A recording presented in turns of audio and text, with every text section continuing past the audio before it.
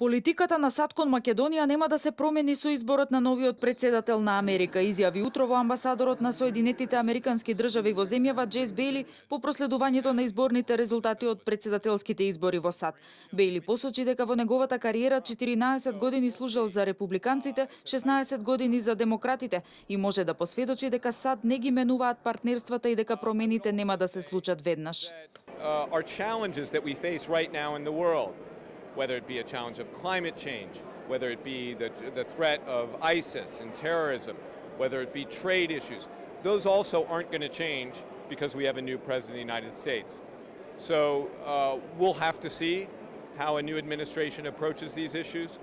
But I would say that our approach to Macedonia has been pretty consistent over the past 20 plus years. We want to see Macedonia be a prosperous, resilient, inclusive democracy embedded and part of the European Union, part of NATO, part of international institutions.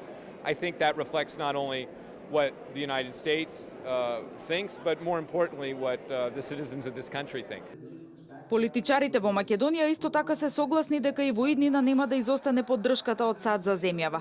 Владко Ѓорчев од ВМРО ДПМН изјави дека по завршувањето на изборите во САД и изборите во Македонија на 11 декември ќе продолжи да се продлабочува соработката.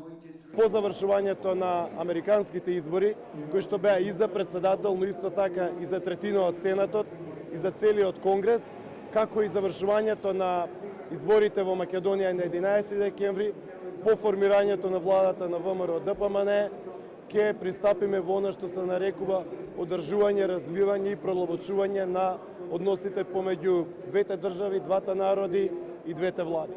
Подпредседателката на СДСМ Радмила Шекеринска истакна дека е разочарана што Белата куќа не ја доби првата жена председател. Доналд Трамп не би бил изборот ниту на Артан Груби од Дуј. Како жена не можам да кажам дека не жалам што една од најмоćните држави во светот не ја доби првата жена председател, но американските избори покажаа две важни работи.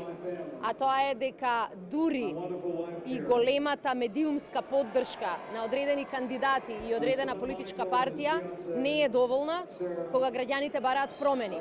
И јас сум убедена дека таа порака ќе испратат македонските граѓани и на 11 декември.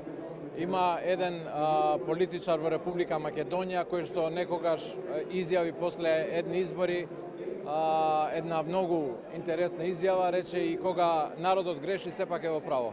Традиционално, како и на претходните изборни циклуси, американската амбасада во земјава рано утрово организираше така наречено изборно утро во хотелот Александар Палас, каде што американските граѓани во земјава заедно со македонските политичари и новинари во живо на видео бим ги следеа резултатите од председателските избори во САД.